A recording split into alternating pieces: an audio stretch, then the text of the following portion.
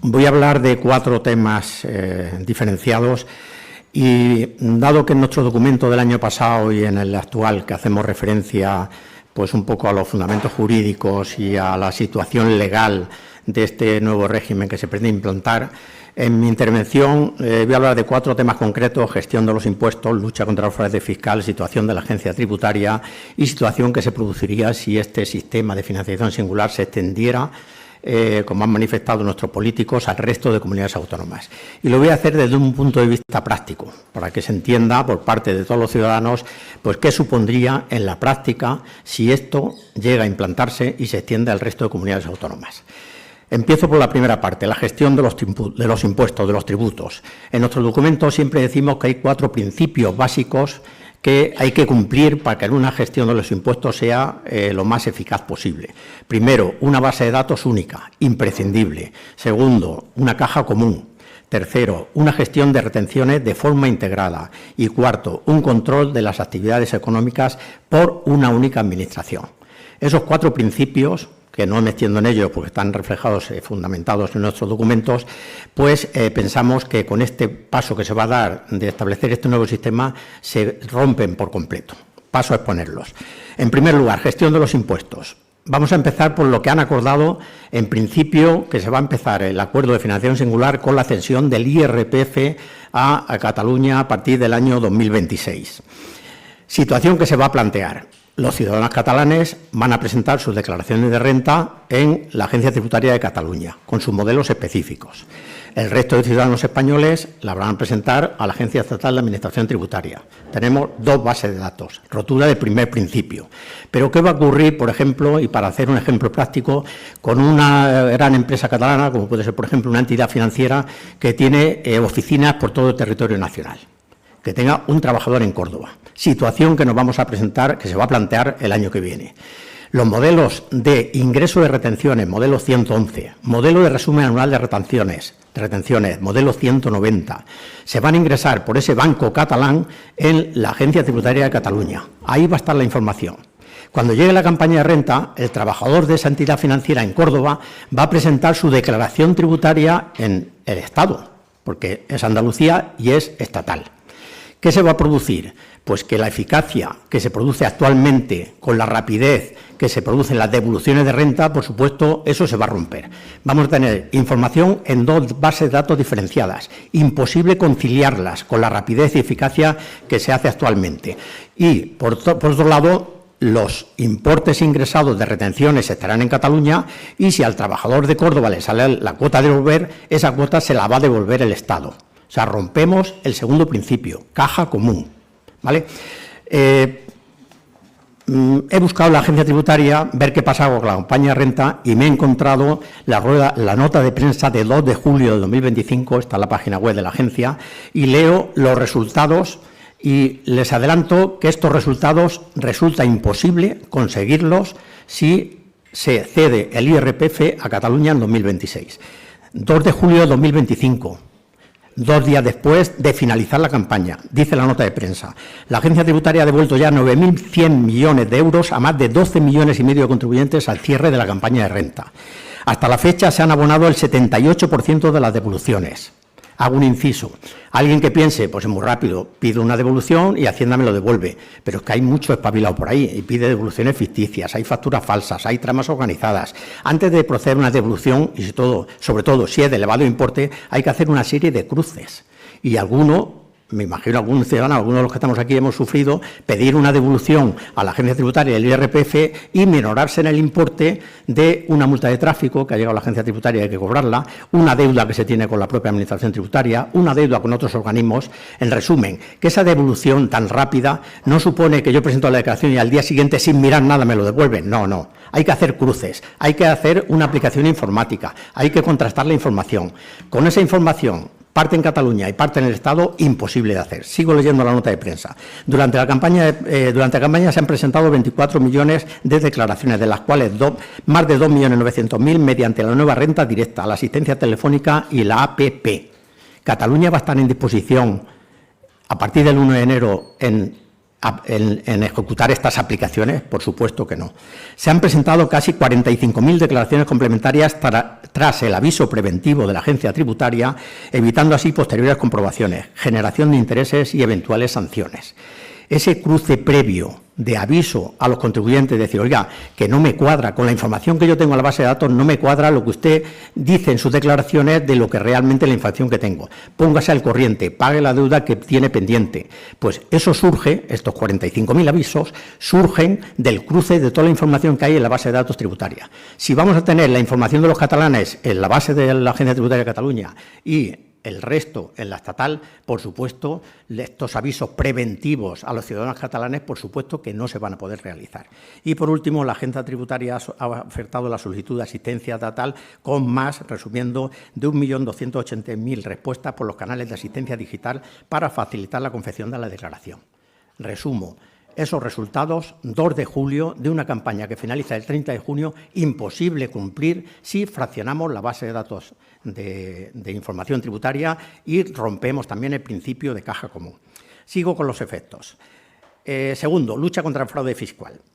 Ahí hay que hacer referencia a que la Agencia Tributaria se creó en 1992. Llevamos más de 30 años perfeccionando nuestro sistema, nuestra forma de trabajar, nuestra formación. Hemos llegado a ser una de las administraciones tributarias punteras a nivel mundial y así nos lo reconocen algunos organismos internacionales. Por descender al trabajo diario de un inspector de Hacienda, yo que estoy en inspección, para poder comprobar una empresa, un contribuyente, analizo o tengo que entrar en más de una docena de aplicaciones informáticas diferentes. O sea, no es que a mí me den una empresa y yo pues tenga un poder mental y decir, a ver, ¿por dónde busco? No. Tengo que entrar en el Prometeo, en el Hermes, en el Genio, en el Zurjas, en la norma 43, en el Inter. O sea, aplicaciones informáticas que llevamos años y años perfeccionándolas, dándonos cursos de formación, de cómo aplicarlas. Y esas aplicaciones lo que hacen es cruzar toda la información de la base de datos, detectar riesgos fiscales y a mí, cuando en plan de inspección me cargan una empresa, me dicen, inspector de Hacienda, estos son los riesgos que hemos detectado. Pero ese es el trabajo previo de muchísimos años de perfeccionar este sistema. Por supuesto, pensemos en la Agencia Tributaria de Cataluña, el IRPF a partir de 2026. ¿Va a poder hacer esto? Imposible.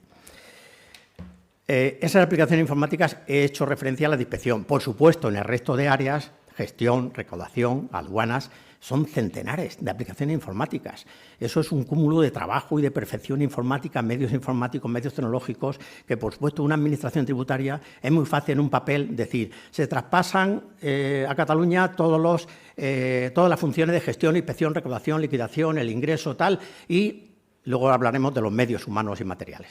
Pues si es que la Agencia Tributaria de Cataluña, el 1 de enero de 2026, no está en disposición de poder aplicar el sistema tributario con la eficacia que lo está haciendo la Agencia Estatal de Administración Tributaria.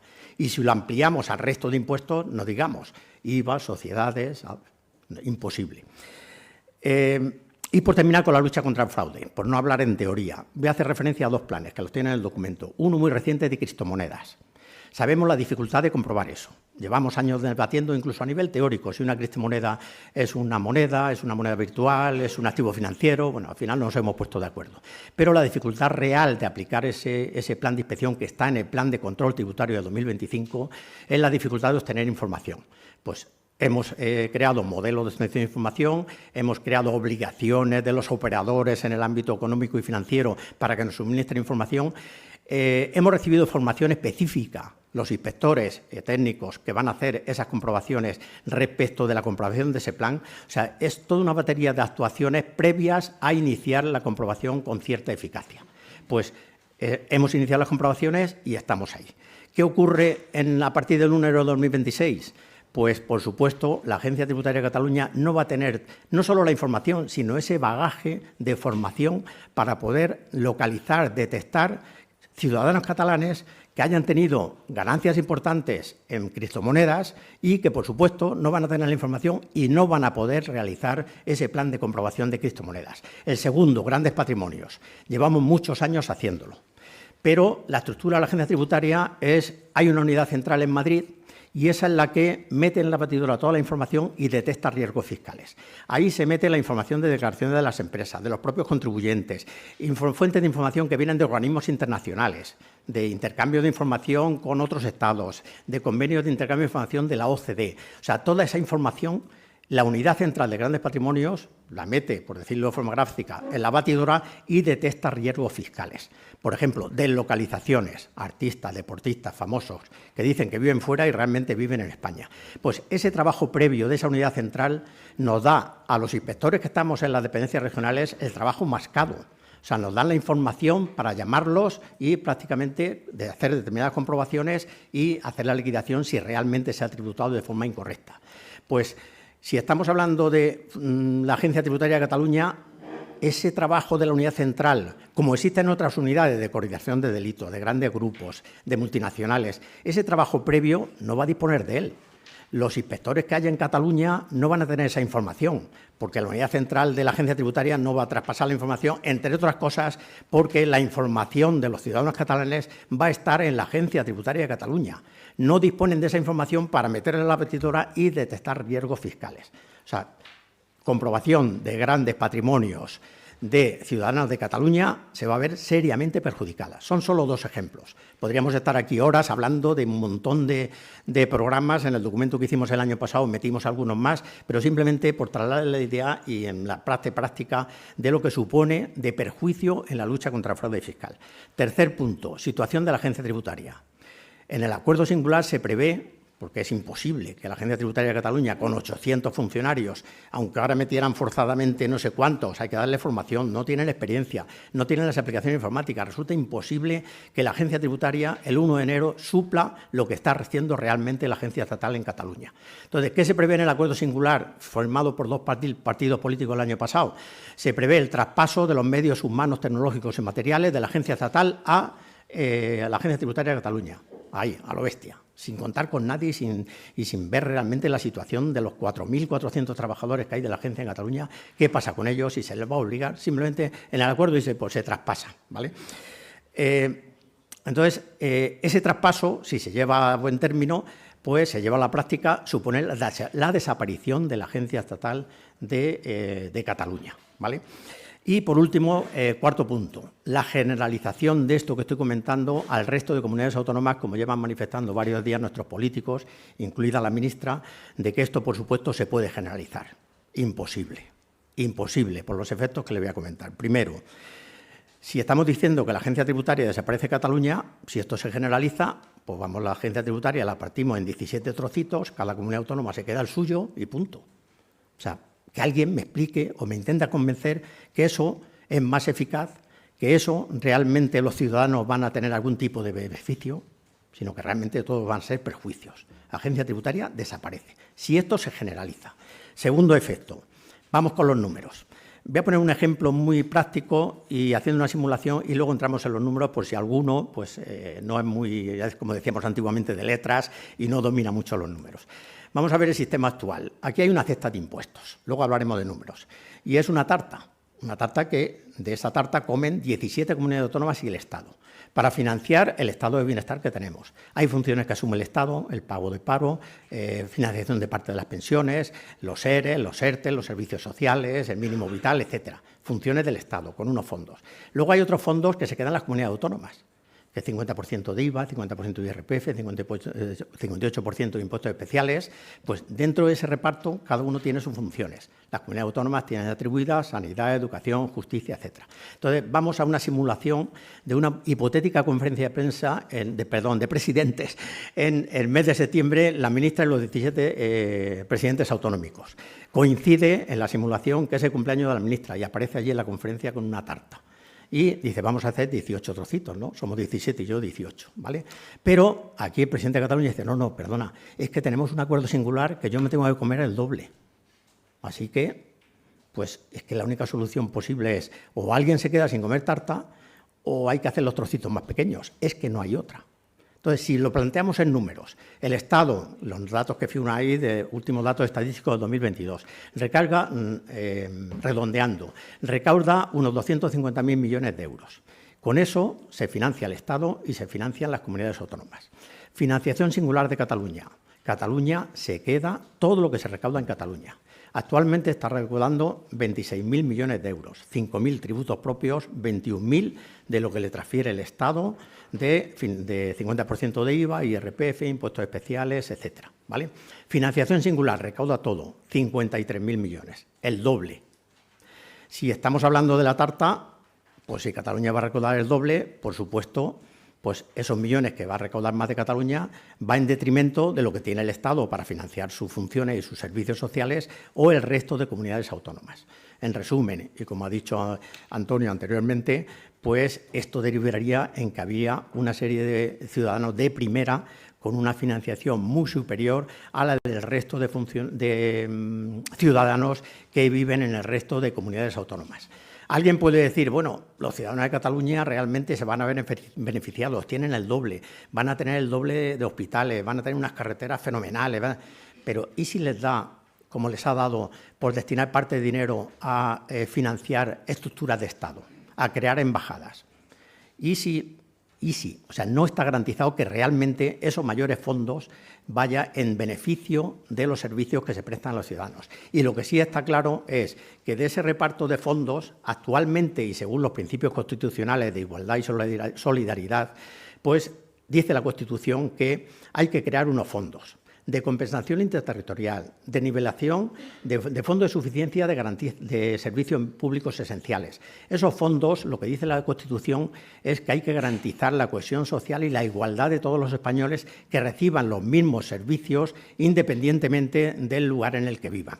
Si esos fondos se nutren actualmente, parte lo aportan las comunidades autónomas. Sabemos, por las estadísticas y los números, que, por supuesto, tienen que aportar más las más ricas, Baleares, Cataluña y, a ver si lo digo, Madrid. Y el resto, las más pobres, reciben para hacer una nivelación.